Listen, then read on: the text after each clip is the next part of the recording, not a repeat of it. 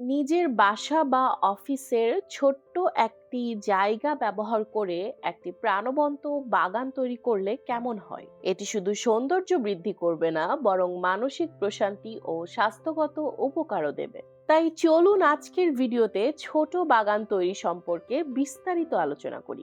ছোট বাগান তৈরির প্রথম ধাপই হলো জায়গা নির্বাচন করা। এটি হতে পারে বাড়ির বারান্দা, ছাদ, উঠান, এমনকি জানালার পাশের ছোট্ট একটি কোণা।